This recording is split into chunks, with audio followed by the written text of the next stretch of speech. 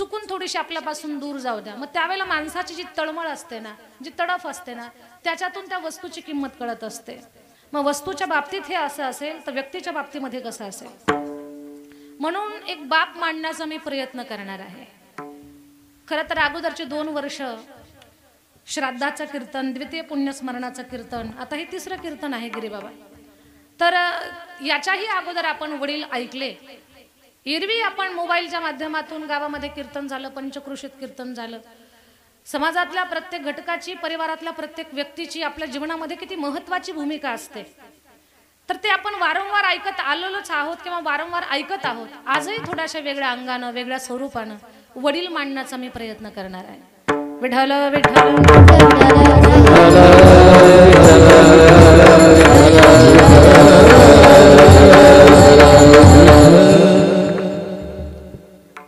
श्रद्धा आपण समाजाचं प्रेम मिळवलंय, ज्ञानोबारायांचा आशीर्वाद मिळवलाय. काहीच नाही आपल्याकडे तरी पण लोक आपला खूप लाड करतात. हे सगळं वैभव आपल्याला प्राप्त झालं. आपण कुणाला काहीच न देता लोक देतातही आणि आपल्यावरती माया प्रेम करतातही. एवढं सगळं या संप्रदायामध्ये प्राप्त झालं आपल्याला. पण आठवून सांगा मला, जेव्हा बाबा घरी होते, आपण तात्या म्हणता वडिलांना तुमच्या, तर तात्या ज्या वेळेला घरामध्ये होते त्यावेळेला तुमचं जे बाहेर फिरणं असायचं त्याच्यामध्ये एक बिनधास्तपणा असायचा, तो आता राहिलेला नाही. हे शब्दात सांगायची गरज नाही, हा अनुभवातल्या सगळ्या गोष्टी आहेत आपल्या सगळ्यांच्या. तर वडील आपल्या सोबत असणं, वडील आपल्या सोबत असणं म्हणजे आपण लढाई जिंकण्यासारखं आहे. जीवनाची जी लढाई आहे, जीवनाचा जो संघर्ष आहे ते जिंकण्यासारखं आहे.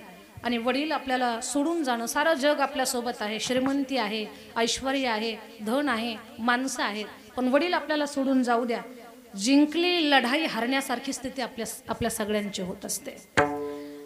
आपल्यावरती प्रचंड प्रेम करणारे आपले वडील आहेत, प्रचंड प्रेम करणारा. खरं तर बापाचं प्रेम आजपर्यंत जगाला कधी दिसलं नाही किंवा ते बहुतांश लक्षात येत नाही की काय प्रेम आहे बापाचं. आईच्या प्रेमाला खूप व्यक्त केलं जातं, आईला खूप गातात, आईचं वर्णन करतात, आईबद्दल गद्य पद्य साहित्य सुद्धा खूप तयार झालं.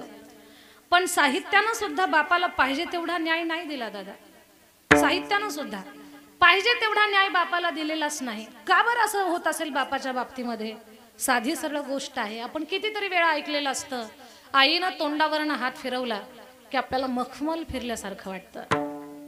एक फरक पहा, आईनं तोंडावरनं हात फिरवला की आपल्याला मखमल फिरल्यासारखा वाटतो, आणि बापानं तोंडावरनं हात फिरवला की जेसीबीचा बकेट फिरल्यासारखा का बरं वाटतो आपल्याला? का असा फरक आहे? खरं तर दोघांच्या प्रेमाला आपण कधी तराजू लावूच नाही. आई आणि वडील या दोघांचं जे प्रेम असतं ना गिरीबाबा, त्याला कधी तराजू लावायचा नाही आपण. पण भलेही तुम्हाला बापाचं प्रेम समजावून सांगताना मी थोडाफार तराजू लावणार आहे, ते लावू नये पण मी लावणार आहे. का तर मला वडिलांचं प्रेम आपल्या सगळ्यांच्या समोर मांडायचं आहे. ते असल्यानंतर आपली अवस्था स्थिती काय आहे आणि ते नसल्यानंतर आपलं जीवन कसं मोकळं आहे किंवा पोकळी निर्माण झालेली असते, त्या गोष्टीचं आपण चिंतन करणार आहोत. खरं तर आपण सगळे संप्रदायातली माणसं आहात, आपण आहोत. आपणच लोकांना सांगतो की वडिलांची आपल्या जीवनामध्ये किती मेजर भूमिका आहे, किती महत्त्वाची भूमिका आहे. ते असणं म्हणजे आपली विठ्ठल विठ्ठल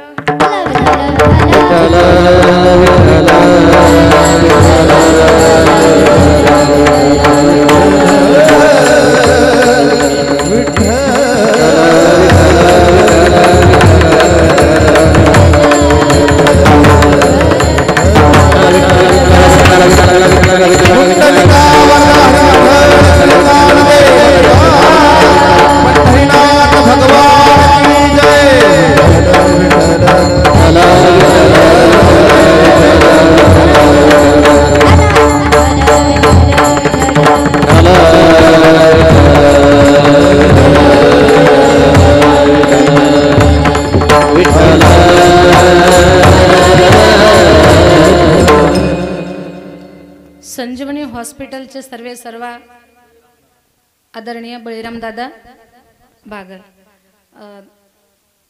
दादा तुमचं अगोदरच आम्ही नाव घेतलं, अगोदरच आपला नामोल्लेख झाला. आपण गावातलेच आहात आणि या गावाला आपला स्वाभिमान आहे. आमच्या गावामध्ये एवढी मोठी एक हस्ती आहे, एवढी मोठी विभूती आहे. आपण आलात, आम्हालाही आज आपली भेट झाली, या गोष्टीचा आनंद वाटतोय. तर मी सांगत होते की वडील आपल्या जीवनामध्ये किती मोलाचं त्यांचं स्थान आहे। आपण सगळे सांप्रदायिक आहोत, आपणच लोकांना सांगतो की आपल्या जीवनाला जर पूर्णत्व असेल तर ते वडिलांच्यामुळे आहे।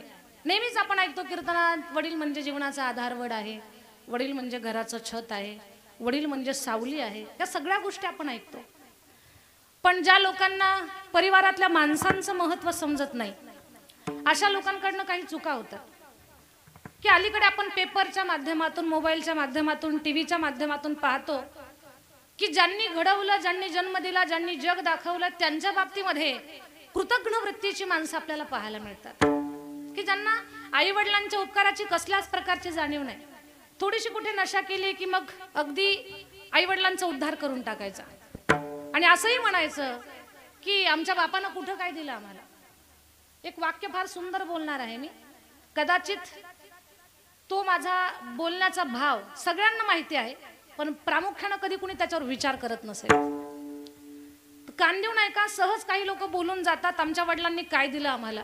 आपल्या आजूबाजूला कधीतरी गल्लीमध्ये, गावामध्ये आपल्याला अशी माणसं पाहायला मिळतात, अगदी चौकामध्ये बोलतात की आमच्या बापानं कुठं काय दिलं आम्हाला, दात घासायला माती सुद्धा ठेवली नाही असंही म्हणतात। काही जण खूप काही देऊन सुद्धा दुःखी असतात, नाही नाही मी ना थोडा मोठ्या घरात जन्माला यायला पाहिजे होतो, आणखी पुढे गेला असतो, हे सुद्धा बोलण्यातलं अज्ञानच आहे आपल्या।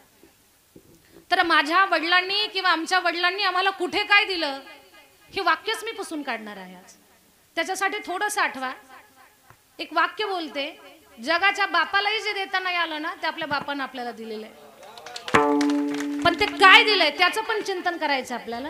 आपल्या वडिलांनी आपल्याला प्रॉपर्टी कमवून ठेवली का, अजिबात महत्वाचं नाहीये। आपल्यासाठी पैसा बँक बॅलन्स ठेवलाय का नाही, अजिबात महत्वाचं नाही। फिरायला गाड्या, खूप मोठा मित्रपरिवार, असं काही ऐश्वर्य आपल्याला दिलंय का नाही, जमीन जुमला, गाडी बंगला, पैसा अडका, घर, या सगळा व्यवहार आपल्या वडिलांनी किती पटीत आपल्याला दिला का नाही दिला, ही गोष्ट अजिबात महत्वाची नाहीये। कारण या सगळ्या गोष्टी तुम्हाला तुमच्या प्रारब्धानं मिळणार आहेत। बापाने खूप मोठी प्रॉपर्टी कमवून ठेवली म्हणून पोराला भेटली असं अजिबात नसतं। आपला संप्रदाय सांगतो अन्नमान धन हे तो प्रारब्धा आधीन। भलेही पित्यानं जन्म दिलाय आपल्याला, पण या जगामध्ये येत असताना आपण स्वतःचं कर्म सोबत घेऊन आलेलो असतो, आपल्या स्वतःचं प्रारब्ध सोबत घेऊन आलेलो असतो। बापाने आपल्यासाठी 100 एकर जमीन जर कमवून ठेवली असेल आणि तुमच्या प्रारब्धात नसेल तर तुम्हाला कळाच्या आत गुंठा सुद्धा राहणार नाही। हा तुमच्या प्रारब्धाचा भाग आहे, त्याच्यासाठी कधीच वडिलांना दोष द्यायचा नाही की तुम्ही आमच्यासाठी काय केलं म्हणून। मी आता बोलत होते तुमच्या सोबत की वडिलांनी जमीन जुमला, गाडी बंगला, पैसा अडका हे आम्हाला कमवून ठेवलं का नाही, हे दिलंय का आमच्या बापाने आम्हाला, हे दिलंय का, पैसा दिलाय का, घर दिलंय का, गाडी दिली का, जमीन दिली का, हे अजिबात महत्वाचं नाही। आपल्या बापाने खूप सुंदर गोष्ट आपल्याला दिली, फार मोलाची गोष्ट दिली, हे दिलं का नाही ते नाही महत्वाचं, पण काय दिलंय, समाजामध्ये जगण्यासाठी, ताठ मानेनं जगण्यासाठी त्यानं त्याचं नाव आपल्याला दिलं, हे सगळ्यात मोठं दान दिलं। आता दुसरं काहीच मागू नका, दुसरं काही मागूच नका। आपल्या बापानं आपल्याला नाव दिलं, हे काय कमी केलं का? आता विचार करा, म्हणजे असं बोलू नये, थोडं माझं बोलणं जड जाईल आपल्याला सगळ्यांना, पण विचार करण्यासाठी बोलते।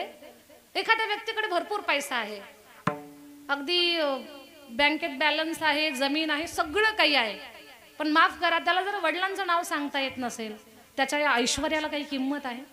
आणि माझं बोलणं आधी तुमच्या अंतःकरणापर्यंत जावं, तुम्ही त्याच्यावर विचार करावा। याच्यासाठी एका गोष्टीचा विचार करा, वडिलांचं नाव न सांगता येण्याचं दुःख काय असतं हे कधीतरी वेशेच्या मुलाच्या चेहऱ्याकडे पहा, काय दुःख आहे ते। बरं, याच्यासाठी प्रमाण आणि पुरावे आहेत। शीख धर्मीयांचे गुरु नानकदेव महाराज एका रचनेमध्ये फार सुंदर सांगतात, पंछी पंख बिना, हत्ती दंत बिना, नारी पुरुष बिना, वेशा पुत्र पिता बिनहीना,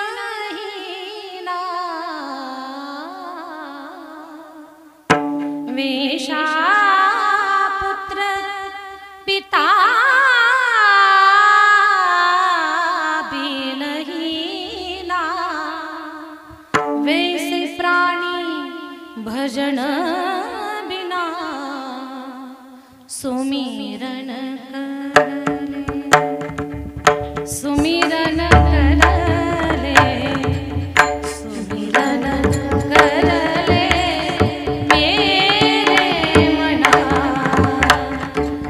बीती उमर हरि नाम बिना रे, सुमिरन करले मेरे मना, बीती उमर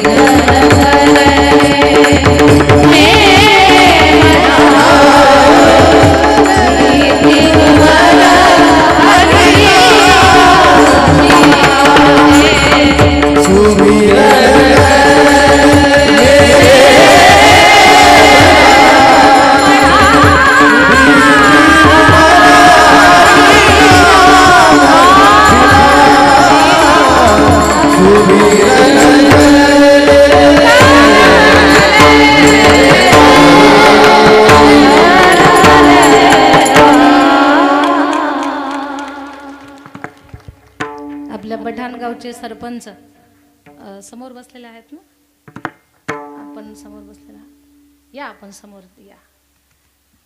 विठ्ठल विठ्ठल विठ्ठल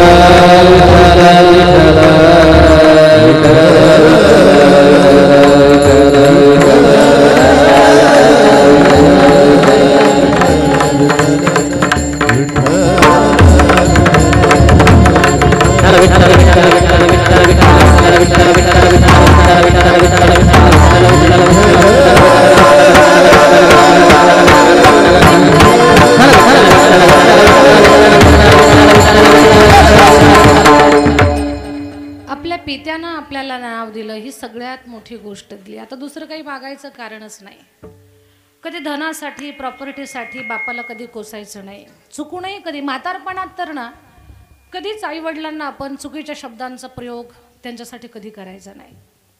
आणि खरं पाहता ईश्वरानं काही गोष्टी स्वतःच्या हातात ठेवलेल्या आहेत. विवाहोर्थश्च मरणम अन्न जननमेवच, या 5 गोष्टी परमेश्वराच्या हातामध्ये आहेत किंवा त्या ठरवून आहेत, आपल्यासोबत फिक्स आहेत. विवाह कुठे होणार, कुणासोबत होणार, कधी होणार ही गोष्ट ठरलेली आहे. बऱ्याच वेळेला आपण दिल्लीपर्यंत स्थळं पाहायला जातो पण गल्लीतच जमतं. याचं कारण काय आहे ती वेळ आलेली नव्हती म्हणून तुम्हाला दिल्लीपर्यंत पळवलेलं आहे. हा, हे असं होतं कधी कधी. तर याचं कारण एवढंच आहे, ती गोष्ट ठरलेली आहे पण वेळ नाही आलेली. मग वेळ आली की ती बरोबर जवळचं दिसतं, मग असं होतं. आणि मग विवाहार्थश्यम मरणम, मृत्यू ही अशी गोष्ट आहे, ती कधी काय कुठे ती पण ठरलेली, ठरवून नाही, ती अगोदर फिक्स आहे.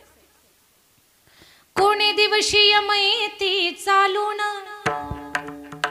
कोणी दिवशी प्राण जाती घेऊन, कोणी दिवशी स्मशानी जाऊन, एकटेच रहावे समयासी सादर व्हावे हो,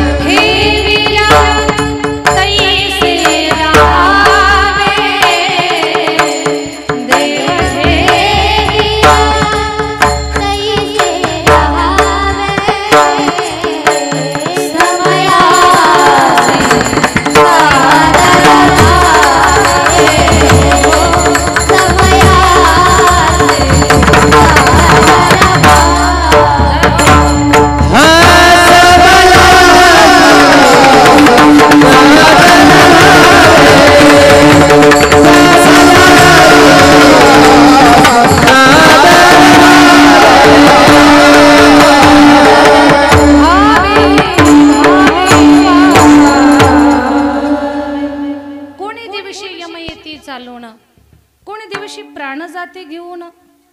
ही गोष्ट आपल्याला माहिती नाही पण ती ठरलेली आहे, ती तुमच्या माझ्या हातात नाहीये. मृत्यू ही गोष्ट जी आहे ना, ती तुमच्या माझ्या हातात नाही. खरं तर बोलता बोलता कधी कधी सहज आपण बोलून जातो. तुम्ही देखील ऐकता, मरण म्हणजे एक धाड आहे. धाड ही कधी सांगून नाही पडत, न सांगता पडते, तिला धाड म्हणतो आपण. मग मरण कधी काही कोणाला सांगून आलंय का? नाही, फक्त त्याचा डायरेक्ट हॅलो आला की आपल्याला आलो म्हणावंच लागतं. नो तयारी, लगेच निघावं लागतं.